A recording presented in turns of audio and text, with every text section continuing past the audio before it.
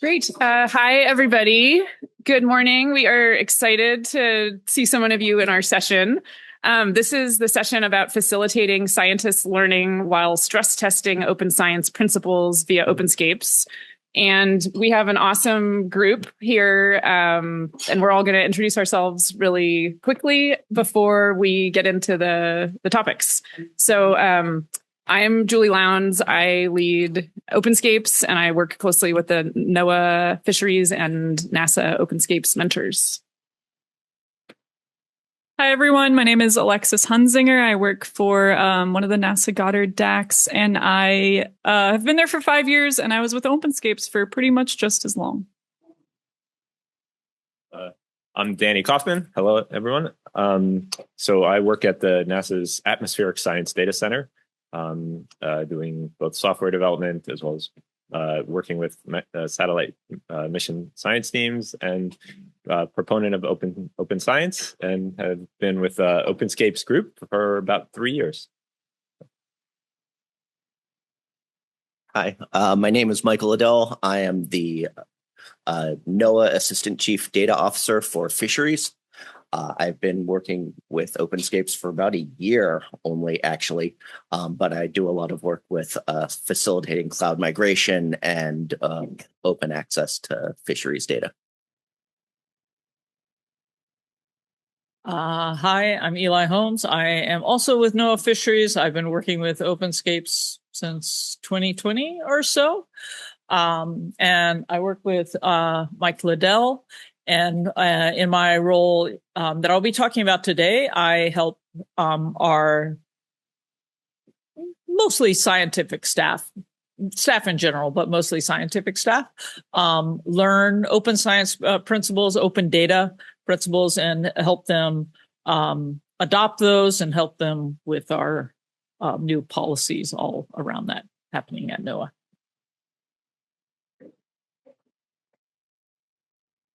Great. And so thanks, team. You'll hear from all of us soon. I also want to say, this is a collaborative effort, and everything we're presenting is based on many people's work and also many mentors in the room here as well. So we're excited to have this be an interactive session as we present. We'd love people to raise questions or add additional perspectives, and so we'll sort of build that into the talks. I'll kind of keep an eye out as MC and look for chances as well. We also have stickers up at the front and on the table, so please have those. So I think as we were designing this session, we're thinking about how do we meld open science principles to meet government agency requirements, and how do we actually help open science be the culture within agencies to help role model and enable open science with our broader communities. So we've found that making space for open collaboration is a huge part of this. So, help people find what's common across their silos, help people build relationships as they move to different parts of agencies or across agencies. And we've done this through Openscapes and thinking about this as an incubator for helping normalizing open practices throughout agencies. But also, this is not the only way. And it's, there's limits, there's nuance, there's messiness. And we wanted to kind of share some of these stories and help get more ideas and thoughts and perspectives on it as well. And part of this, too, is around storytelling and the value of the way we learn from fables or stories that you can kind of use as like a forkable template to reuse in different places. So it's like, oh, this happened at one agency. How can we reuse that story or that approach somewhere else? And the power of stories. So that's part of what we're doing here today. So I'll just say a few slides around how Openscapes works, the approach here. We think about how there's people who want to make change, and those people might be a small team or an organization, but there's a change around the way we operate with data. And Openscapes helps support that change so that awesome teams can lead the change where they see it needed in the ways that meet their deliverables and in many interwoven ways. So this idea of how Openscapes and how this broader community and movement of Openscapes supports that change, we talk about through the Openscapes flywheel, as which we've sort of codified and have steps that we go through as we design events and programs. But I think this whole approach is really part of the broader open source science movement. And I think that's what makes it so powerful, being connected to software engineers, to different agencies, to people who don't identify as open, but are building communities of practices in different places and trying to kind of keep an eye and an ear out and connecting and learning and then telling these stories. So I think like boiled down that kind of approach is around this, we think that this is this beautiful feedback loop of tooling and people always front of mind in everything that we design and do. This is the idea that like people, if people aren't feeling alone and if they feel like they belong or have someone to ask, they'll be more able to work with different types of tooling together to do their work. And similarly, if people have commonalities around toolings or the way they think about software and workflows, they will be more able to find teams or communities in new places. And so as you continue this feedback loop, it's easier to expand how you define a team or who's a collaborator.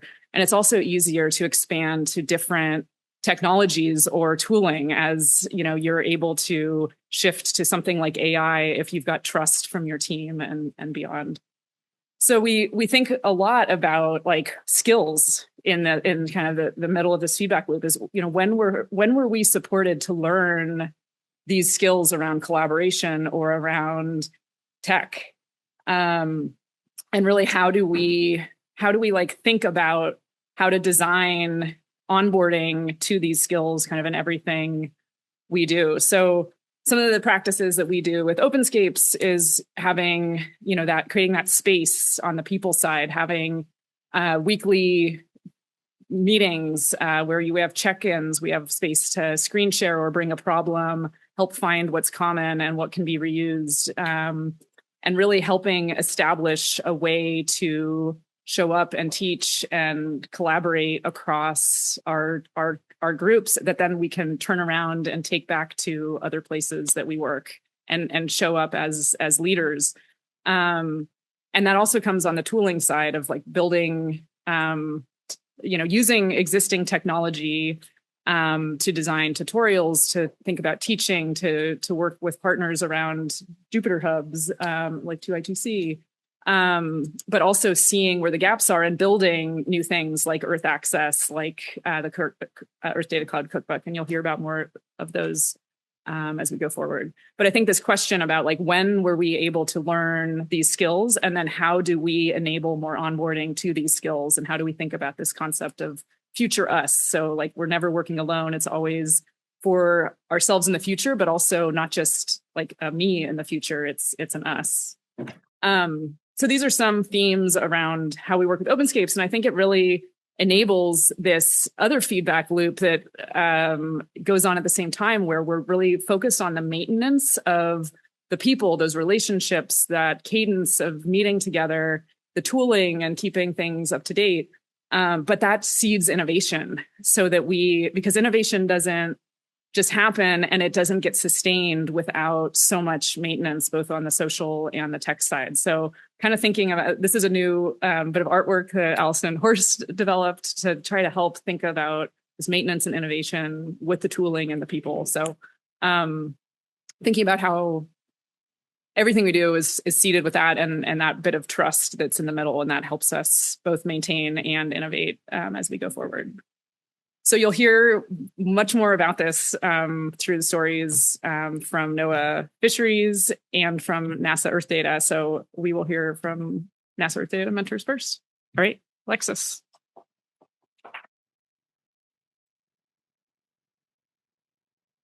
All right, thank you. So I guess to throw another analogy at you all, we're going to talk about cutting trails. It's less about what we did and more about how we did it. I think what is easy in a way, how is the hard part. So when you're starting from a landscape that has no clear path, you need to figure out where you're going, first of all, how you're going to get there, and what do you need to do to clear the path so you can take the path again, so someone else can take the path, and how is that maintained as well? So it's a dirty job.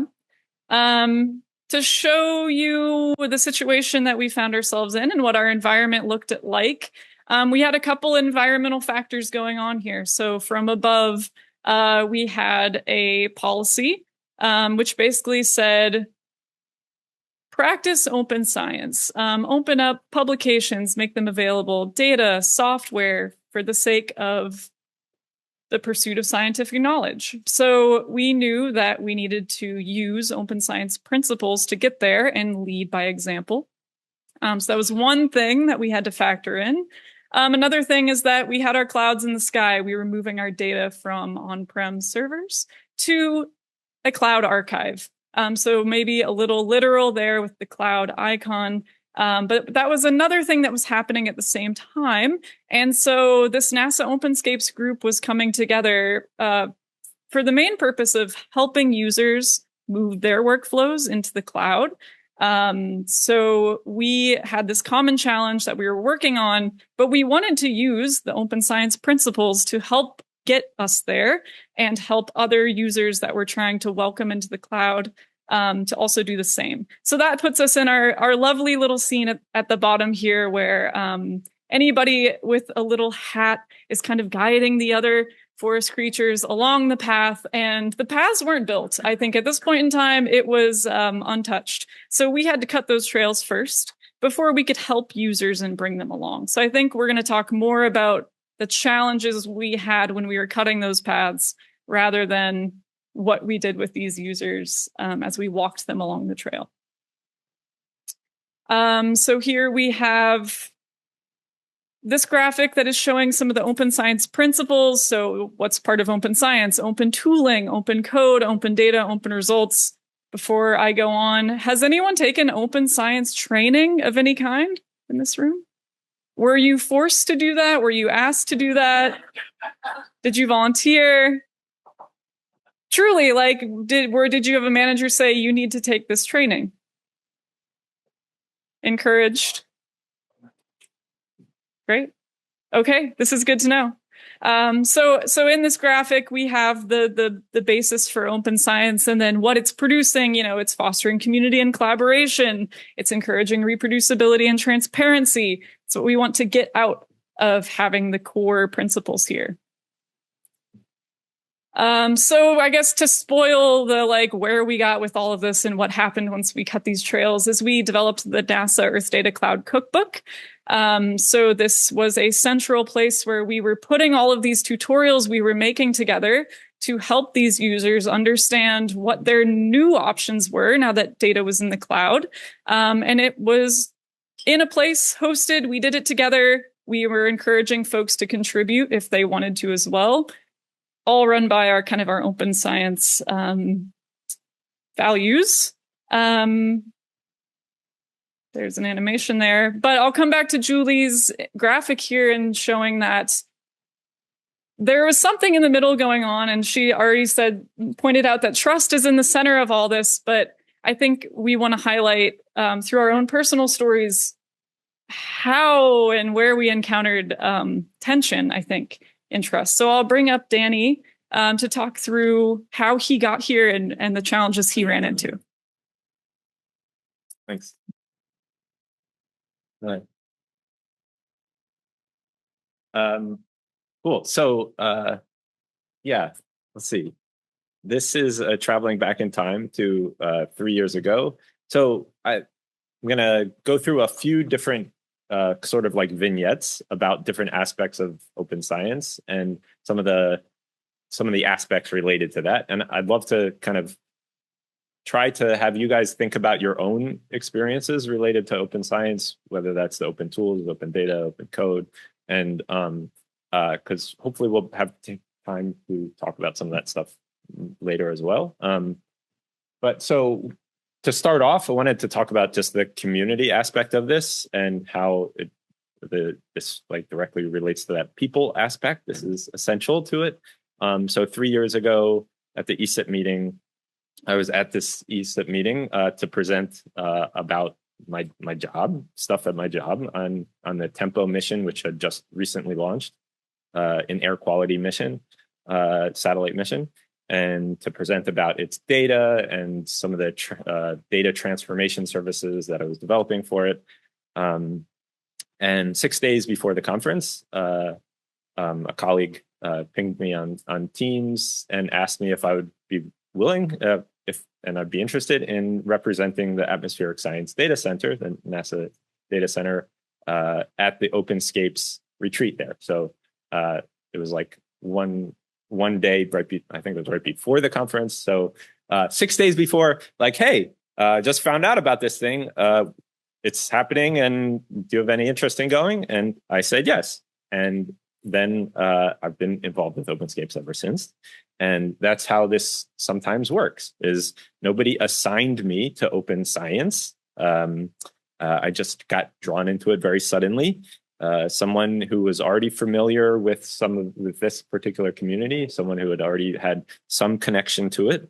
And I want to say that I think that serendipity is really a core strength and a core aspect of how open science can work and does work. That's also something that makes it really hard to put on like a timesheet or something at work, and it also causes some challenges. And also notice that I said yes, so partly because I trusted the person who had asked me. So this is where trust kind of comes in right at the beginning of making these connections, and that just carries through. So I said that's one of the things that makes it hard to put on timesheets. So I'm not going to show you my whole timesheet, but I wanted to pull something analogous to that. And this is kind of this is a layout. It generalized, a little anonymized, because I don't feel comfortable sharing all of my weekly meetings. But this is like a snapshot of some of the weekly, biweekly cadence of meetings that I have in my normal job. So you see things like mission tag up, planning sync, stand-up meetings. All of the things in gray were like kind of the originally scoped, funded job that I had. So this includes the work that I do as a mission point of contact for the Tempo air quality mission, as well as another satellite mission. It's operations, it's planning, it's software development. In blue at the bottom, this is the stuff that was not really originally in my job description. So what you see there, the open source library collaboration call, that's Earth Access.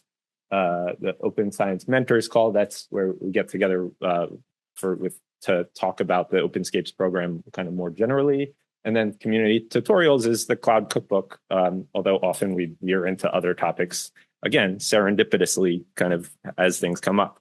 And each of these things at the bottom really exist because had conversations about time and approval of time with supervisors to try to make that space, time and places for having the ability to work on open projects and allow for that serendipity.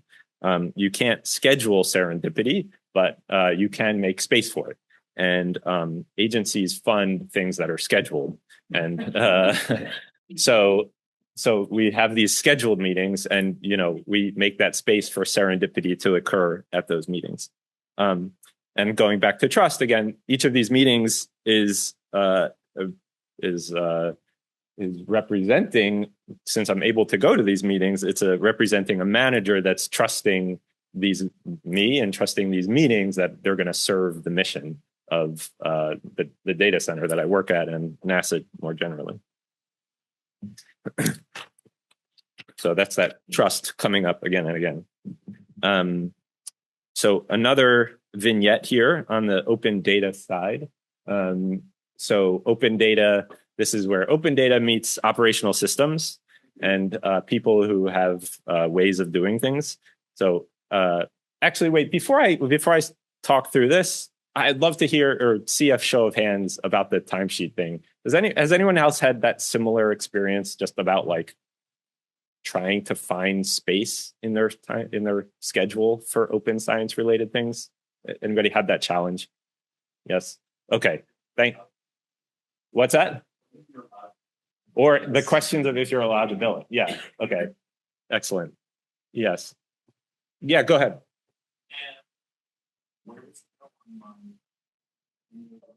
And the annual report. Yes. Yes, I've had that challenge a lot. So the other point was that also, where does it go into annual reports? And for myself, it's also weekly reports and monthly reports.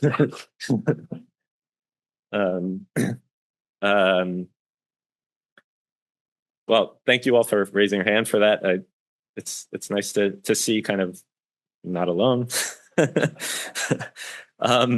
So as I said, open data, going back to operational systems and how this intersects. So this is an example. This is I'm sure I'm probably not alone in interacting with or having this sort of interaction. But this is a real example. So in February 2025, this is an example of a researcher trying to pull data from that Tempo air quality satellite and trying to pull it into an operational in-house system using wget, the wget command in a terminal, instead not Python. And in local data storage systems, this is very trivial, very common. You can browse a directory very easily in a local file system and either whatever server you're using or your local machine. In the cloud, you have to change tooling. You have to use different commands. There's different ways of doing that. So his approach was running into a 404 error, the fun 404 error, where the data is just simply not available. At least that's how the system sees it. So this is an example of data being completely open, completely public. He just couldn't get at it. And that's because the infrastructure that he's using doesn't know how, and the processes that he's using or that he's used to don't work. So this went back and forth for 3 weeks, trying to figure out a way to enable him to get this data. The answer that he finally gets was the Openscapes Earth Data Cloud Cookbook. So this is that community-built open resource for learning that's maintained at those biweekly calls that everybody has made space for in their timesheets to build this open resource that then came back around to help get somebody open data. So this is open, all of the different components of the open science kind of working together to make things actually findable, accessible, interoperable, reproducible. So the data were open by itself. Open data does not necessarily mean reachable data. And so closing that gap between open and reachable is something that requires all of these other things that fall into the open science realm. And also going back to the trust at the end of this, also, this is the NASA Openscapes Earth Data Cloud Cookbook, which is not on the nasa.gov site. So it also raises questions about trust. So the question is, does this person trust this website? Because it's actually not an official NASA website. So that can be something that might turn someone off to using it. It changes the ways that people interact with these things. Okay, my last vignette to talk about here is open tools. So open tools is another component of open science or open software. And this can meet things like IT security and legal policies and so on. And so on the left-hand side here, I have a screenshot from a mini workshop that I ran last summer, supported by Openscapes, along with supported by the data center and the NASA TOPS, what used to be called TOPS, which is the Transform to Open Science initiative that NASA had. This went great. Nobody had to install anything because we used the Openscapes 2I2C Jupyter Hub this software that's open and makes it very simple, no setup. Everybody was able to start working and playing with the data right away, right next to the data in the AWS region where the data are. And so a lot of the compute barriers just weren't there because of this open tool. On the right-hand side is the same kind of idea of open tooling, but hitting a wall. Because in my day-to-day job, I can't spin up Google Colab, which actually is referred to a lot as an open tool, which it is in many ways. But the policies of the Atmospheric Science Data Center preclude me from using it on a day-to-day basis unless it's for a specific sanctioned training event. So I can't develop and test and prototype things in Google Colab, check to see whether things work in there. So, it's, again, there is a gap sometimes between there's an open, something that is in some ways very open, just like where we have open data that's not reachable, we can have open tools that just aren't allowed. And so so we have the same principle here on the left-hand side, open tools working great. On the right-hand side, IT and legal policies making it not possible. Why is that not possible? This goes back to trust. So this is a governance question by the ASDC and by NASA saying we have concerns, we have questions still that are unresolved regarding this open tool. So this is either not allowed, we're not going to pay for it, we're not going to deal with the administrative parts of handling this, so it's not allowed. Underneath that governance is trust.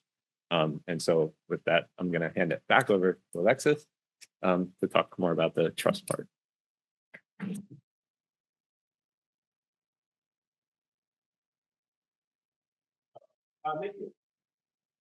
Yeah. So Danny went through some vignettes. Maybe this slide, because I'll tell a little bit of my story, is a little more feature film. It's like everything in one. So we're now coming back. We've got the light bulb again, highlighting all of the principles. What did we hear? We heard all about trust. So that's what both helps push it along and also stops us at different points along the way. So there's a lot of stakeholders, to say that, involved in open science. So how do we both build and maintain trust? So I guess to tell my story, I started 5 years ago at NASA, and the first day on the job, I was told, hey, go look at all the data archive websites, get familiar, understand what they offer. So I'm clicking through, as you can see, all these URLs. They all look a little bit different. Generally, they take the form of like HTTPS, data archive, .agency.gov, or .edu, depending on where they're living. And when you click on all of those, maybe not today, but a year ago, they all looked so different. And I found that so strange. And that's what I asked my manager. And he kind of gave me the historic answer of like, oh, there's a lot that happened and it all developed a certain way. And I'm going, why can't we have a centralized place? So then not too long after I started, I got involved with Openscapes. So we had this task to help users get their cloud workflows built. But along the way, we said, okay, here we go. I guess how I like to think of this is that all these different data archive websites were like, we all had our own houses where we were storing all of our data. And so I could go over and knock on the door of NSIDC and say, hey, what do you guys have? And that way we're kind of neighbors. But then the neighbors were forced to come together to help solve this cloud workflow problem. And so now we're going, whoa, hey, hold on. We all have similar data. We encounter similar problems. We all want to help our users. So maybe let's build a shared tool shed, if you will. And that kind of became the cloud cookbook. So now we finally had our centralized place. But as Danny already alluded to, look at that URL, nasaopenscapes.github.io/Earth Data Cloud Cookbook. NASA's in there somewhere, and you see the logo when you get there. But for a user, can they trust that right off the bat? I could understand how they wouldn't. I also understand how they could, because crowdsourced answers aren't surprising. I think I got through college and grad school with Stack Overflow, because that is one of those places where you go, someone else figured it out. And if you find the little golden nugget that works for you, you say, great, I'm done, I'm out of here. And you didn't have to go to, a .edu website or .gov to get that answer. It was just another person who figured it out. So I could see both ways if a user is hesitant to go here to find information, or if they go, hey, you guys already did this. Cool, it works for me. And then the other part of this, I guess, is getting to, and now we're fast forwarding, a more unified place. So a central front door within our larger neighborhood, which is a problem that was solved by Earth Data. So we're kind of in the middle of moving all of these data archive websites into one. That's one thing happening. But at the same time, we wanted some promotion of our tool shed to be on Earth Data, to have that central place where it's coming from a nasa.gov site, and then people are launched over. So right now, I kind of think of that as they don't really walk in the front door of Earth Data and go into the house and find these tutorials. There's kind of like a sign posted on the door that says, hey, Toolshed is that way. You can go over to the cookbook, you can get your stuff there, and we're happy to, direct you there, but it's not inside this house. So I think that's still an ongoing thing we're working on. And I understand the trust from NASA, in this case, from Earth Data, saying, do we want to host open code that anyone, and by design, we wanted anyone to be able to contribute to our Earth Data Cloud Cookbook the same way like it is with Stack Overflow. It's someone who says, I figured out how to improve that tutorial with the data set that I'm using, and I want to share it with others. So I can see how, from a legal standpoint, you're hesitant to have that openness on the website. But at the same time, this is where it lives. We get into identity, I think, too. So Openscapes, if anyone's been in a meeting, I feel like I used to hear, oh, Openscapes is doing that. And it's like, well, I guess I'm Openscapes. So I'm in the meeting going, well, actually, I'm the one that's doing that. Or, hey, actually, Danny's the one that's doing that. And it feels very anonymous, very black box. And some people might say Openscapes is a bit of a cult because there's an in-group and out-group feeling. It's a little uncomfortable. But the thing about it is we're all like experts within our data archives, and we're the ones producing this. So it's just an interesting problem of, who's writing it? Can you trust it? And it's twofold with both the users going, can I trust this on this site? And the government agency saying, can we host this in that way? So yeah, I mentioned this already. Openscapes is doing that. Mystery, mystery, mystery. Who is it? Guess what?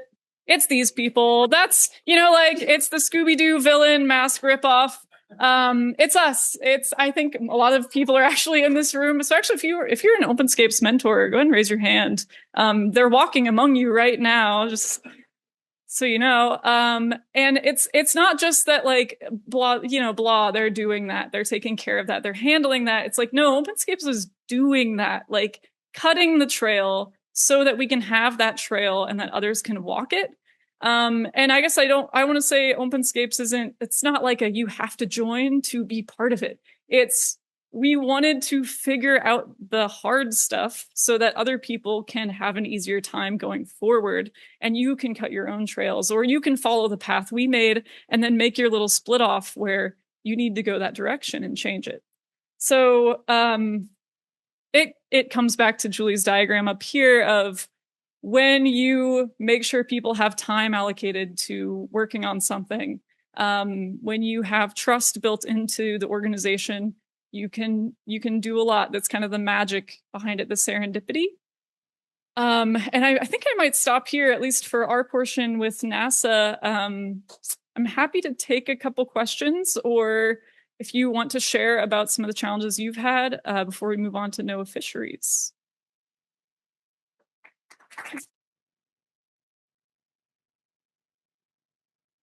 Could bring up, thinking about, love to hear stories any of you have about, whether it's an open data story, like the person running into issues using wget. If you had something that's similar experience yourself or working with someone who wanted to get open data but couldn't for reasons like wget or other reasons, or if it was open tooling and trying to use an open compute platform or an open software that you weren't actually able to get to or weren't allowed to use. Do you have any experience with that? Or if you have any experience with kind of the serendipity of having meetings that actually allowed you to connect to open resources, or trust generally with like websites that you weren't sure whether you should trust them. So yeah, please. Yeah, there is a mic here. Doesn't have to be a fully fledged story. Or if you're thinking about something but aren't sure like it could come out in words yet, you could like start trying to write something down, and we could talk about it also after the NOAA session as well. Sure. Rebecca Ringett. I'm the oddball here from Heliophysics. I'm here to steal ideas from smart people and hopefully copy, adapt, and paste. So one of the things that we're doing is similar, but more providing scripts through our similar website, the HelioData website. But one of the things we're running into is this increasing message, I guess, from headquarters that they don't want us to just fund even just the basic compute without login. So for Earth Science, I know that there's pressure to move away from having a login on Earth Data website. How does that affect Openscapes? Like, do y'all provide basic compute for the cookbooks? Do they have to copy it somewhere else to do compute? I know this is a curveball question and maybe above your level, but anyone, I don't know if this is a question for you. I can start sharing my ideas with it, but there's other folks here that also have different perspectives and with additional information on it. The Earth Data login, that is the credentialing that's necessary to access the open data on NASA Earth Data platforms, is a perennial question that keeps coming up over and over again. Yeah, there's pressure from people that say that you have open data, but then there's this account that people have to create, and that actually is a barrier to some folks. And so, yeah, there is a gap there. It's open data, but there's this extra step.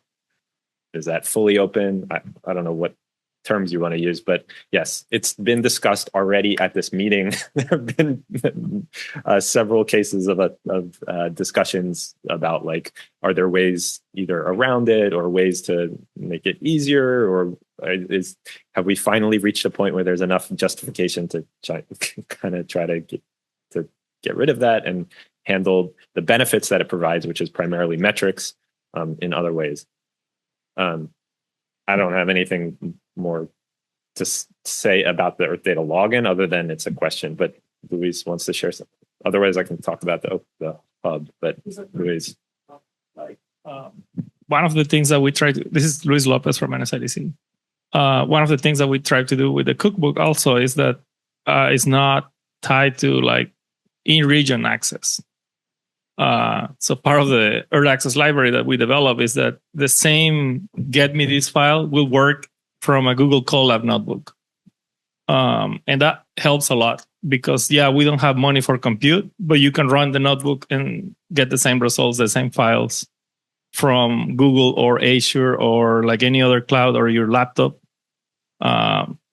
It's a problem because some of these notebooks teach a lot about like the advantages of in region, like you're near to the data.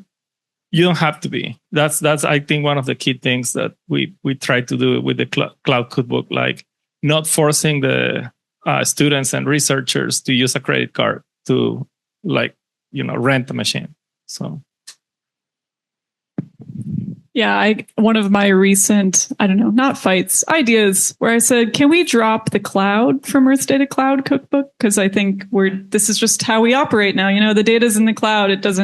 We're trying to make sure people can get it however they need. And if the option is being in the cloud, they can go look at that tutorial. Hi, I'm Diane from NSIDC, but I'm speaking from being a remote sensing instructor. And just back to the Earth data login, I always find myself telling my students, and it goes back to this trust piece, that, yeah, the data's free. It's, publicly funded, but you have to do this login, and it's okay because this is what they use it for generally. Don't worry. And so like, I'm always have to go through that before they're like, why do I have to sign up? So that's just an interesting piece about that trust. Yeah. Thanks for sharing that. Bruce? A moment of history, like more than 10 years ago, we got funded by NASA to do NASA science on Drupal, which is working on the front end, user experience side of data sites. And so first we said, well, we need, can we get people, your data site people at the, ESIP meeting, come to the ESIP meeting, because the managers come to the ESIP meeting and data people come to the ESIP. But they said, oh, we have web people somewhere, but they're not going to be funded to go to an ESIP meeting. And it turns out, and then we did a project with JPL, and it turns out the web people aren't at JPL, and they're not at the subcontractor of JPL. They're at the subcontractor of the subcontractor at JPL. And our attempt to get like wonderful shared open Drupal modules into the website got translated into a morass of code that was owned and can only be fixed by that some remote subcontractor. And I don't know, is this still? My takeaway from that is it sounds like a good example of the ways that the different components of the open science conglomerate is like really need to support each other. Like you can have an open website, but if all the code behind it's not open, then or parts of it at least aren't open, then you end up with additional challenges. Partially open isn't always open. So I think we're gonna then change gears a little bit, just a little bit, to hear from the NOAA.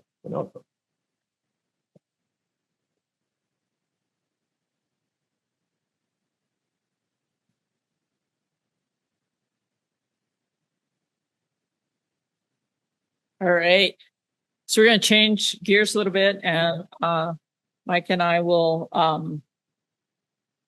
talk about some other aspects of facilitating learning. So, yeah. So as I said in my introduction, like, my role and also, Mike's role is, help our agency, help our line office really adopt better or modernize our data access, modernize our data publication. So, we're really embracing open data and open science. So that's what we do. That's a goal. And but that does require staff learn new skills and do new things. But learning doesn't happen in a vacuum. So we kind of got, Danny was talking, that's staff time. And staff need to have permission to do these things.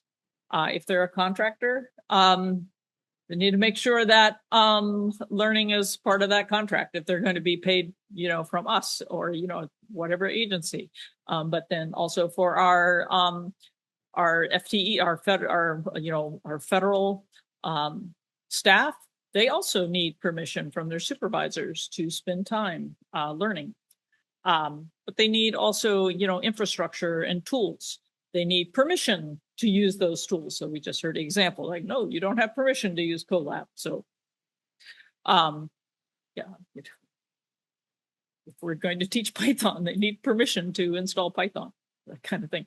And that brings in IT support. So there's a lot of different things just on that side. And then there's all this leadership buy-in that leadership from, you know, all the way down needs to support staff doing new things, changing pipelines, learning new things.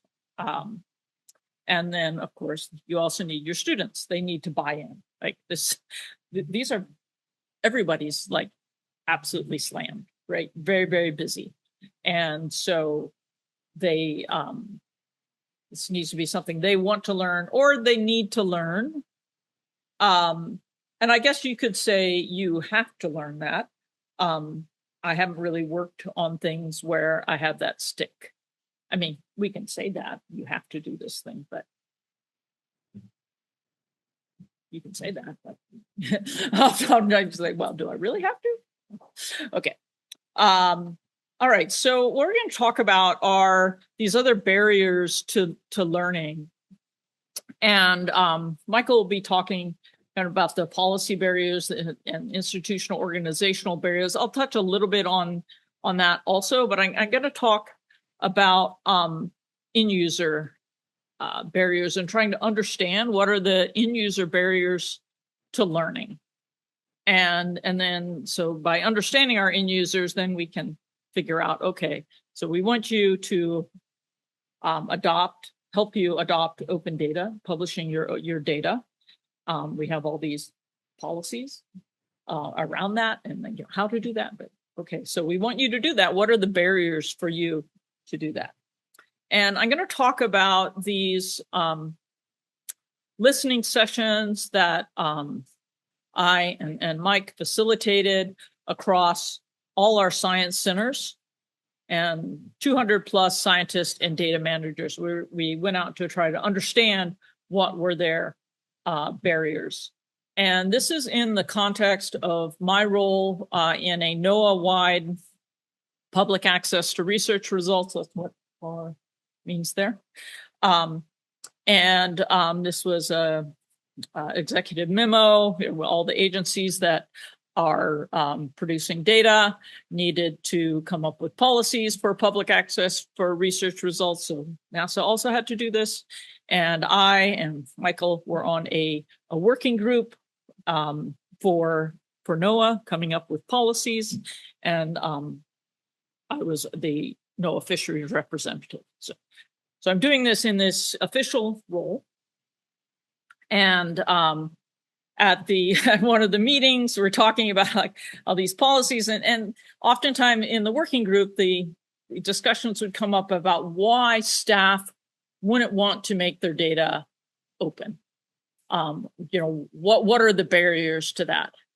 And I kind of raised my hand and I said, you know, I really think we ought to ask the scientists. I don't, you know, no fisheries, we're really big and we're smaller than you other guys, but I would say, you know, like our data is really, really diverse, all different platforms, and our staff are scattered across different science centers and regional offices that do management. And I really think we should ask them and hear from them what they think are the barriers before we kind of decide what the barriers are. And or I remember the head of that working group said, "That's a great idea, Eli. You are the NOAA fisheries representative. That is your job. I'm not going to help you. That is your job." And I was like, all right. How do I make this happen? And I want to kind of peel back the layer about how something like that happens. How do listening sessions across all the NOAA fisheries science centers involving hundreds of scientists, data managers? So this is asking for people's time. How does that actually happen? Right? So here I am. I'm like, right. Okay, so I can't just send out an email to all of NOAA fisheries. No, I can't do that. First off, I can't just do that like physically. Also, like you can't do that. You can't ask for people's time like that. You have to first get permission to ask. So I know I need to somehow get permission from all the local leadership to be able to ask their staff to do this. Okay, so I'm like, okay, I know that needs to happen, but how's the best way to do that? And fortunately, maybe about 4 years earlier, because I transitioned from I'm at a local science center, I transitioned into this national role. And that was like a big new step for me, even though I was quite senior, like I'm moving in something really new to me. And realized like, wow, I do not know how to navigate things at the national level. And so I made a very wise decision of realizing I need a mentor and I need somebody who I can talk really honestly. Like I have really good relationships with my local leadership. I could talk with them, but to be honest, I can't talk honestly with them. I can't say, I do not know how to do that. I don't even know how to approach this. Like, how do I have that conversation? Or I'm in friction with this, but I cannot admit that to my local leadership because I have an emblem on there. I am the representative. But I need to be able to have these really honest discussions and to figure out how to do something. So I had made a wise decision to recognizing I needed that and kind of, it was serendipity really that I lucked into this person. It actually happened that it came up in a meeting, they needed something. There was something they wanted. And I realized I can make that a success. I can help you. I already had a personal relationship, but I also realized I can help you is something that's really important to you. It's also important to me. But by helping this person, it kind of cemented this bond that then I was able to develop into a mentorship relationship. So this had happened a number of years ago. So I was then able to leverage that and say, hey, will you talk with me for 30 minutes? And I said, hey, I want to ask all the local leadership to run these meetings. How can you brainstorm with me how to do this? And they were like, okay, you need to bring this up to the science board. So this is all the local leadership. They all meet. I don't know, it's monthly or something like that. I was like, okay, great. How do I do that? It's like, well, you got to get on the agenda. How do I get on the agenda? You have to contact this person. I cannot email that person. I can't. I can email anybody in NOAA. But no, I can't. And I said, okay, so how should I approach that person? And they said, okay. And we came up with a strategy. So he was like, I will pitch this, but you also need to talk to this person. So when I pitch it, I need someone to support me. And so I will make an announcement and then we'll have them support. And I don't know if you were giving a presentation to, I don't know. Anyhow, there's kind of a strategy that had to be an announcement. It had other people kind of buy in. And then we had more people say, yes, this would be a good thing. We should do these listening sessions. So I needed, and this was maybe a 3-month process to get permission, to ask permission. Okay, that's the reality of how this works when you're working in a very hierarchical thing. Okay, so then, what we did is we ran, these listening sessions and we presented them changes that were happening to open data, requirements to publish their data in public archives and asked them, and we gave kind of the outline of what the new changes. So these are policy changes that were going to affect them in a year. So we said, hey, here's the preview. That was part of the carrot for them of why they would come, because they're like, you're gonna learn what is coming down the pike. So come and honestly, because how do you get 200 plus staff to come to things about open data? That's like saying, hey, come watch paint dry. So that we were saying, hey, you're going to get the preview into this policy that's coming. And then we ask you, what are barriers to you to be able to make your data open? And so it was really interesting, the challenges that the scientists brought up. So sure, there was learning that they highlighted, and a lot of it was lack of knowledge. So not so much the technical skill, but just knowing what is required. And Again, local knowledge about how to archive for publications. So there was a bit of like learning, and we could identify that. I don't think I have it on here, but also there was like not knowing really how to like actually archive data, like how do you write that metadata? So like we did some trainings on that and stuff. But there was a lot of things that were big barriers. Conflicting and circular messaging. It was a big thing. So they would be told at one level, you need to make your data open. And then they asked locally and they're said, no, you're forbidden to make your data open. Or no, you're forbidden to put your data in the cloud.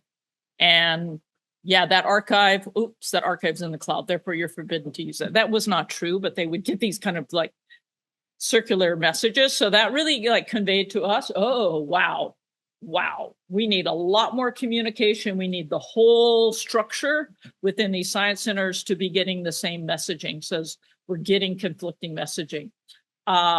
We had things like, is it here? So this sort of data archiving options. So there was information, they didn't know where they could archive things. And I don't have it listed here, but one of the things was that they didn't have permission to use data archives from their perspective. So they didn't know what was available, and then they didn't feel they had permission to use things. So a big effort within the working group was to come up with what are things that are permitted and then publish that. And that's something like we don't necessarily get that was a huge blocker. They needed to be able to show their leadership or whoever and say, yep, this is on the permitted list. It's okay. And if they were not able to do that, couldn't move forward. So like this is kind of an example, like understanding, right? Yeah, we're facilitating learning, but if there's a blocker to like even make the next step, you're going to have to deal with that blocker before you can help people learn. Okay, I'm going to hand it over to Michael. Now he'll talk about some other aspects. All right, so welcome. I want to talk about some sort of institutional and sort of other barriers and things about sort of open science that are common challenges. I'm not quite as prepared as everybody else who's already spoken. So I'm going to stand up here and ramble a little bit. One thing I'm going to do is talk not quite about Openscapes, but about another organization that's in fisheries that I've been a part of, which is sort of has a lot of the same open science, open data principles that we've been talking about in Openscapes. This is the Fisheries Information System. It is a congressionally mandated state, regional, federal partnership supporting science-based fisheries management. In particular, it is about data collection for fishery-dependent data. So this is fisheries catch data and information about what bycatch or other things are caught along with the fish that are caught. So it provides that information so we can manage our fisheries. The approach that FIS uses is first and foremost to build community. So we build communities around the particular problems that we see. So to leverage knowledge, expertise from across the regions and across the country. Fisheries has a unique, well, not a unique problem, but a structural problem in that is very regionally organized. So the fish that are in the Northwest that Eli plays with are different than the fish that we have in the Southeast. So they are different fish. They have to be managed differently. Historically, that has meant that the Northwest and the Southeast didn't talk to each other at all. But it turns out, fish have a lot in common. So yeah, if you're talking about things in the Northeast, yeah, there's a lot to share with the Southeast. So there's a lot of sharing and stuff that you can do. So we were trying to build communities across these things, across these silos, and sort of get people to collaborate and sort of expand the reach, get people doing these collaborative work and provide resources to the groups. So we would say, okay, you are solving this problem and you are going to provide resources for the group to meet, to fund their projects and do all of these things. So it was specific project. We have 4 of the groups that are going right now.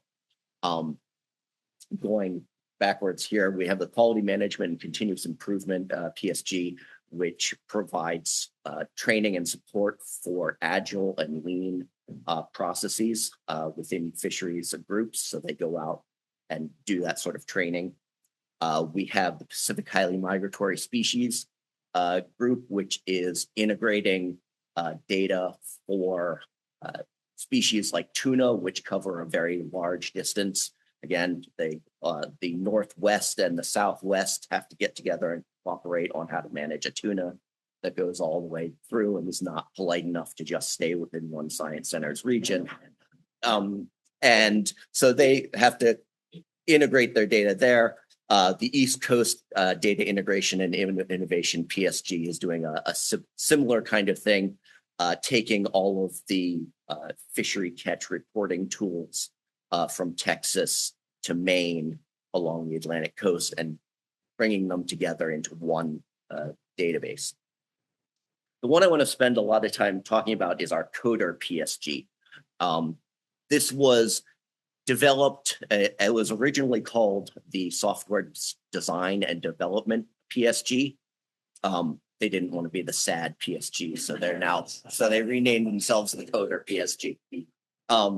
But one of the things that we noticed, or that we've run into a lot of times, is that while you are doing these data integration efforts and while you are doing things, it is great. You get the scientists together and they come together and they build this tool. They build this wonderful thing that they're going to that's going to revolutionize data sharing and data access. And then they go to the IT people and the IT people say, "You built what?" And so it gets a bit of attention in there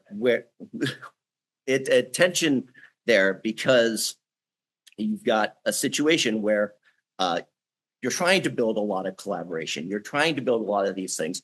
You're talking about open science, open data, and all of the sharing. And it starts to make the IT people a little bit concerned and nervous, right? One, they're like on board for open data and open sharing. They're like, what's new? We've been doing open source for decades. So that's one thing. But you're still building all of these things. And there is in time a gradient or a sort of a boundary that is changing. As we do this more cloud migration, as we do a lot more complex ecosystem modeling, as we do more complex data sharing and putting all of our stuff in the cloud and trying to make it more accessible, we have people like me who are, I was a Chesapeake Bay oyster modeler back in the day. And now I'm doing data and I'm talking about data in the cloud and data access. And this is encroaching on the IT space where people are saying we have cloud, we're building the cloud architecture. So we have sort of a real spectrum of skills and abilities that is no longer the hard line that it once was. And so the Coder PSG, and one of the things that they are doing is building community. And they are building community for a way to get your IT people and all of the IT security people involved at the beginning. And this is a critical part of it. And you need to understand, and they need to understand what the mission is and what they're doing. A lot of times, we get to the thing of, yes, IT security. They put the no in innovation. And the reason that they do that, the reason that we get there is because Their mission is to keep the data safe. Their mission is to keep the networks secure. And if somebody comes and builds something and says, it's great, can you run it? The easiest and most successful thing that they can do is say no, because their mission is to do this. So it is a barrier and an institutional thing that we need to recognize. It was brought up in everybody else. You talked about, well, we aren't allowed to do this, and so we've got to have this. And Eli was talking about, we got to have permission to do all of these things. So one of the ways that we're trying to do this, I can move to the next slide, I'm not sure, is sort of think across the entire life cycle of your data. Think about all of the things that you need to do with the data, from your planning, from your collection of the data. We collect the data off of an EK80 acoustic sensor, and it goes onto the ship, and then it goes up through Starlink to our cloud, and it's all of these things built into our infrastructure. We need to consider the entire infrastructure of how we want to collect the data, how we want to process it, how we want to serve it, and how we want to archive it, and how we want to do it. We need to think about that as a whole process, and we need to bring the whole community of people who are touching that along with us. And that is including the data users, the data scientists who are collecting the data, the data managers, and the IT people who are building the foundation of the whole system, so that we are not giving anybody surprises, and so that we are not building things that can't be managed, and that costs a lot of effort and a lot of things. So again, the thing comes back to, you have to build the community, and you have to build, like Openscapes says, you have the large, diverse, inclusive communities where everybody is coming together and everybody is talking about what can be done. If you bring the IT people to the beginning of the mission, then you are including them in the mission. And you can say that, okay, the mission of what we're doing is we are collecting the data to manage a thing. Welcome to the team. And that gets you a lot of support. That gets you a lot of support. And rather than coming to them with a product that says, this is great, we want to do this, it's saying, come along, help us get through this. You're part of the team. That means that they are more likely, instead of saying no, to say, yes, we can help you work around this problem. And that's, that's the message that I have. So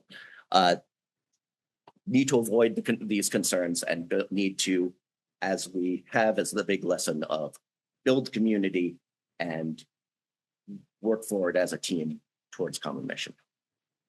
So that's all I've got. Thank you.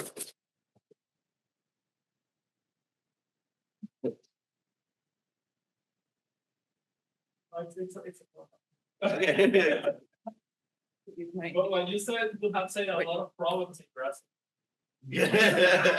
Bring the IT guy first. Yeah.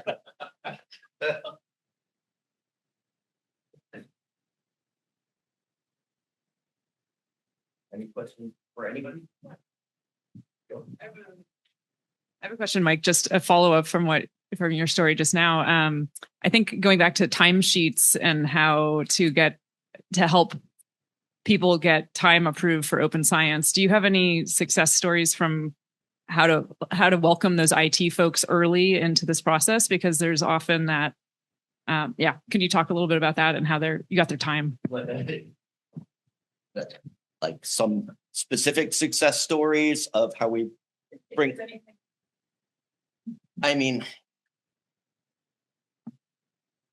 So in terms of getting the time, I think it's,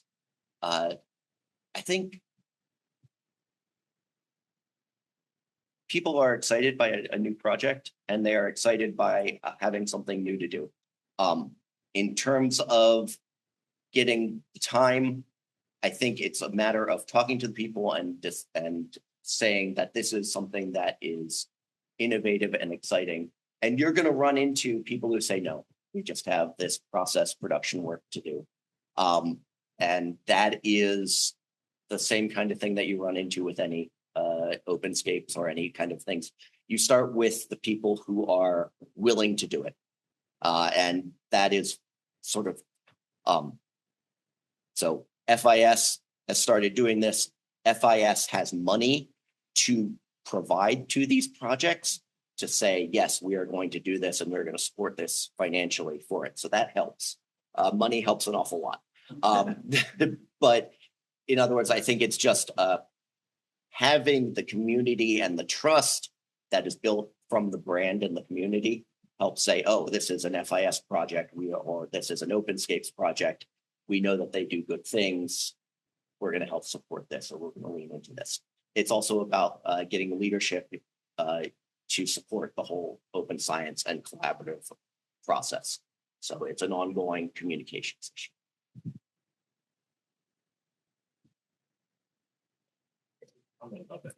Actually, kind of have like a recent example of a tool that I've been working on with just a couple of people at the Atmospheric Science Data Center.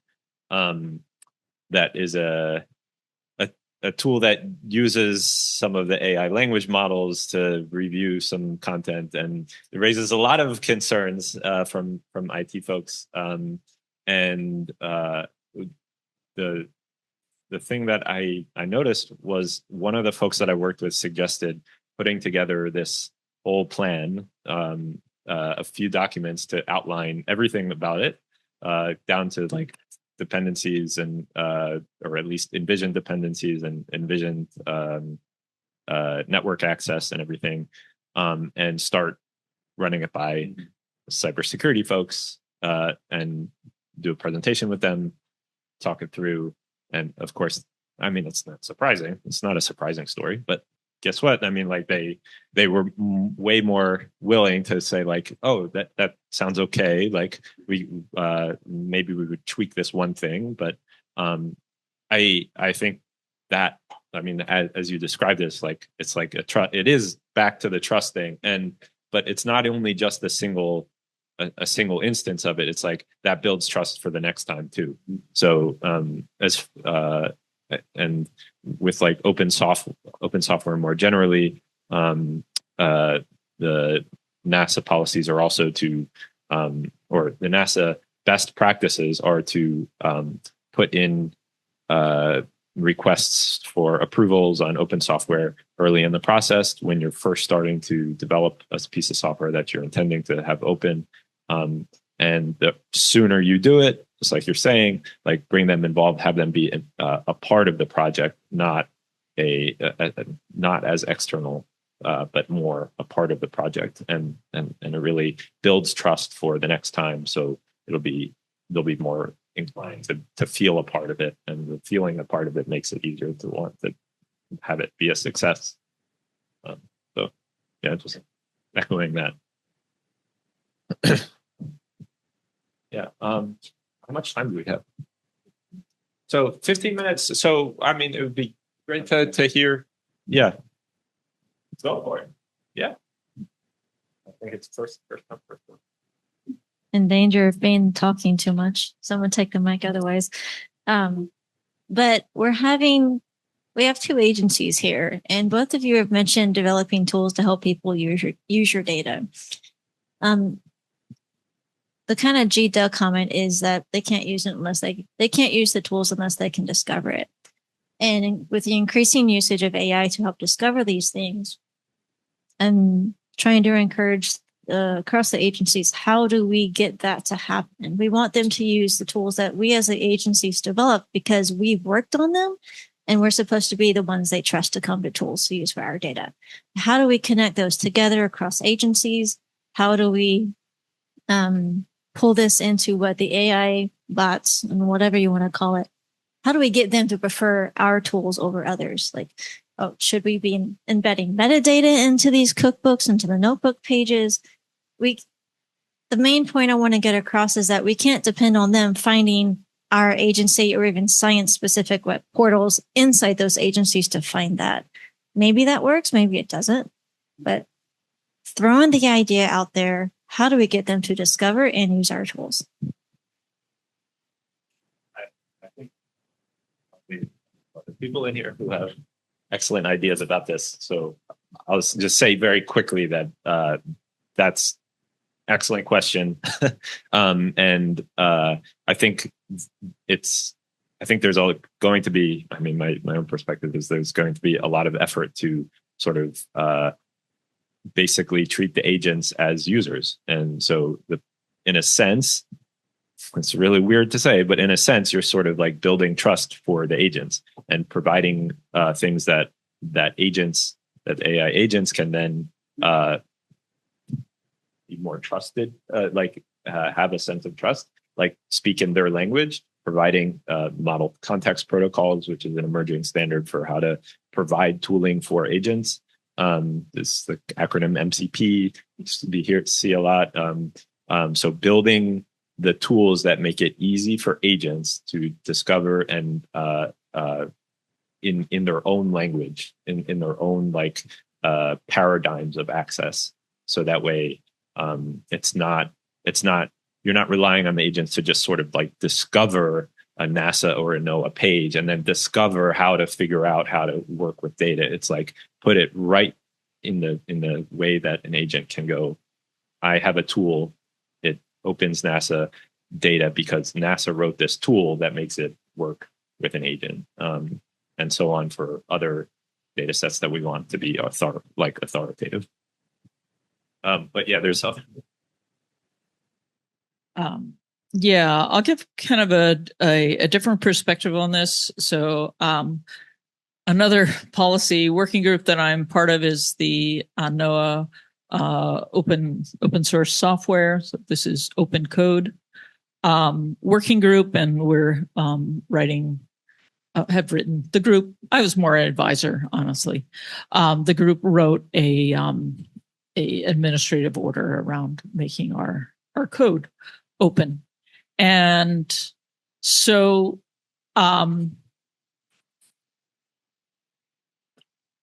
I think one a strategy that we're taking is, or starting moving towards, is treating our code like our data in terms of this, hey, it needs to be open unless there are reasons that it shouldn't be open. So the expectation is your code is open, unless it can't be. And also you need to treat it as something that you publish. So publish means something where it's discoverable. That's how I mean publish. I don't mean publish like a journal article. So like this. So let's think about this with our data. How do people find our data? Well, if you just put your data out there publicly, but you don't quote unquote publish it, create a DOI for it or put it into our catalog so it can find it, migrate its way all the way up to NOAA 1, whatever, our big catalogs. It's hard for people to discover that. So it's the same idea with our code. Okay, great. So first thing, we give you infrastructure. So at NOAA Fisheries, we I'll talk about this later about GitHub Enterprise. We knew we needed an enterprise solution for people's code. And so, okay, great. So we gave you that, but now we also need you to quote unquote publish that and get a DOI so that we at least have the infrastructure. So eventually we can make that discoverable. So I think to drive people first, yeah, people have to find your things, and that's really hard unless people put it in some kind of catalog and you have mechanisms for that.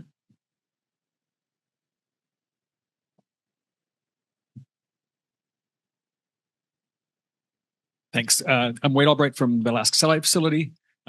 We're supporting NISAR, and that's one of the things we've been thinking about. How do we let people know how to do it? NISAR project did a fantastic job with this. They had workshops for years. They know where the community are, and they went out and met the community where they were at. And that's the same thing we need to do at NASA ESDIS, is meet the users at where they're at, where they gather things like ESIP. but state geologist meetings and knowing your community and go to them and give them the outreach and the training, do demos of your tools and services there. And I think that's what we need to move more towards rather than just like AGU or the big ones. Yeah, in terms of publishing code, I just want to say that Earth Archive, the preprint service that came out of the preprint cluster at ESIP, will publish code papers, and they get a DOI, and on the California Digital Library, they're indexed by Google Scholar and available. And so just check out Earth Archive.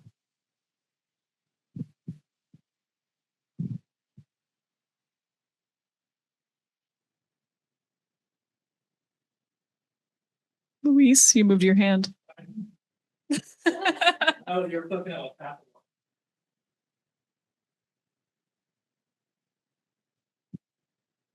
Yeah. So talking about agents and finding data, it seems like we have all over again the problem of CEO or CEO for computers instead of humans. You have to make your data now appealing to both audiences. Like you have to make the data be human readable, but you also have to have your data in a way that it's like agent friendly. That could also be solved using agents, because if not, it'd be a big burden for, say, people that are writing technical documentation, like saying, oh, on top of doing this, you're going to have to write like different doc strings for the agent. So that is a problem that a lot of agencies are not even aware of sometimes. Like, why is my tool not being used by CloudCop? Oh, actually, it's because, this and that. So there is a lot of things are developing like every week. So it's not like, I totally understand technical writers and agencies like with this, like, what are we going to do next?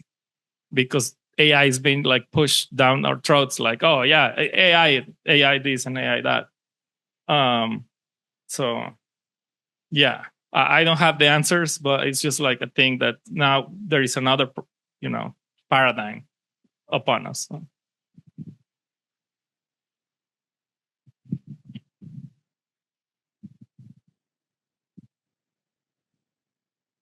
I think it might have been Monday where I asked a question. And so some presentations on MCPs and some MCPs that NASA had developed to help users navigate the data and find data and search data. And I asked this question, well, how do we make sure that it's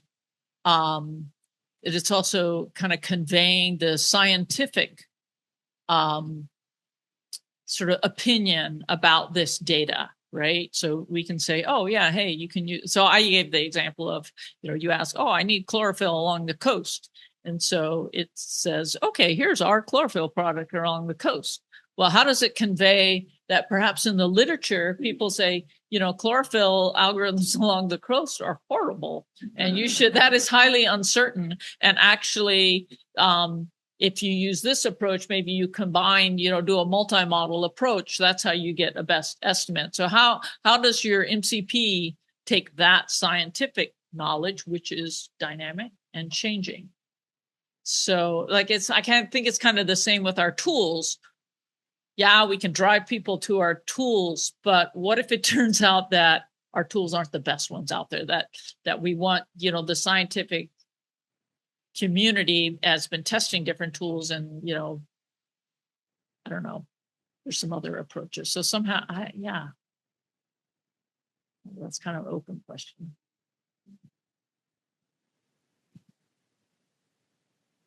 Heliophysics, we're working on connecting our data to the publications, and they're terrible at citing our data.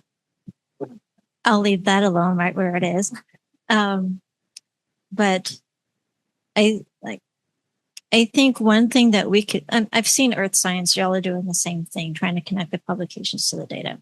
We're also prioritizing connecting both of those to the software that's used and hopefully cited, But I think one step forward that we could do across the sciences is have not only those connections between the trio of resources and whatever other resources come, but also connections, particularly in the publications, like what you're saying, to extract what the caveats are and have that pulled out somehow into the relationships between the three types of resources. I'm just using 3 as a number. I know software containerized environments are a thing, but let's go with 3 for now. Thoughts on the table?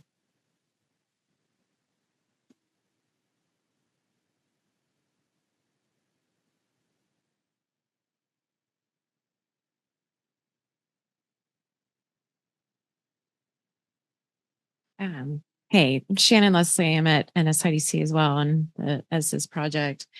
Thanks for the really, really great talks. I'm curious about, so it's my impression, Openscapes has been supporting these agencies really, navigating change, but also creating new resources. And in a way, it's breaking ground, but because it's new, you're maybe not, I don't want to say like stepping on toes, but I'm curious if you've had sticking points around like turf or like, this thinking in earth science, right? We have different DACs, different disciplines represented, but if say you have turnover, like people leaving, like, should we fix this, ocean thing over here, even though we don't have an ocean rep anymore? And I'm just curious if that has been, and it's kind of more in the maintenance aspect of maybe what you all are doing. And so like changing something that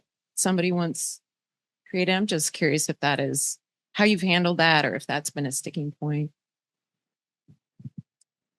Yeah, we've certainly had, and I felt bad when I showed that picture. I'm like, that doesn't include everybody, and especially everybody that's been part of it. We've had folks that were helping us at the beginning and then maybe fell off either because their priorities changed from their DAC or other reasons. But we still consider them part of it. I guess the point I was thinking of change, like if you're within ESIS or Earth Data, you know that we're handling a lot of different change right now, especially if we shift to a different way that we organize ourselves from DAC to science enabling.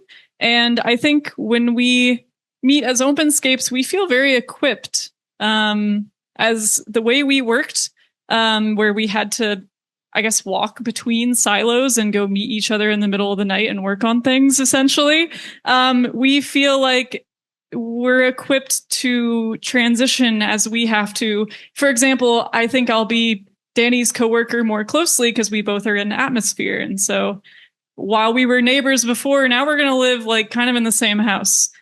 So we've established these relationships, and I think we feel good about being able to help other people who are about to go through this navigate it as well. Yeah, no, I think that's a great question and answer. And just to say a little bit more and maybe wrap up the session. I think we really approach open science as a movement, and knowing that like people's identity is part of that movement. Like, you can say everyone's welcome and you can create artwork to try to make it more welcoming, but there is like the personal like invitation that's really important, and that meeting people where they are and moving beyond the coalition of the eager and the coalition of the willing, and welcoming folks that don't identify in the same kind of ways, but trying to still be really welcoming and not be a cult, but be a mechanism and a welcoming. But I think it's really interesting. I think, we've approached kind of the ebbs and flows of people's time, of people's job titles, of, like we often like design around conferences, right, where you're going to be presenting, and we sort of have more time focused to share stories, and then we're developing more like as we can in between. But it'll be interesting, as Alexis just said, at NASA, as the organization changes and as there's more opportunity to speak up about what we've learned and to welcome more people across the agency and beyond in, it will be really interesting and exciting. And, we'll all figure it out together. Yeah. One last, or I don't know, the second to last point about it is there's also like the point that the whole point of it, the same point a lot, but there's a goal because it's all open science is to make it all open. You don't have to be in Openscapes to contribute to these things. You don't have to be in Openscapes to comment on them, to ask questions about these materials and to suggest changes or, say, criticize it or whatever. It's like the cookbook is on GitHub. So it's not only Openscapes folks that are in Openscapes that it matters to or have opinions about or to have skills that can contribute. It's a lot of other people. So, I mean, I think that's also really important to all of this. Great. Well, thank you, everybody, so much. Thank you to all of our speakers and you for your questions and participation. We have 2 other sessions this afternoon. One is getting to yes. So we'll hear more stories about what that looks like and those decision and permission situations. And then we have a session on Earth access as well, a story of open source leadership within an agency and it's part of an open community effort. And we're excited to keep learning everybody at ESIP. Okay, have a great lunch. Thanks, everybody.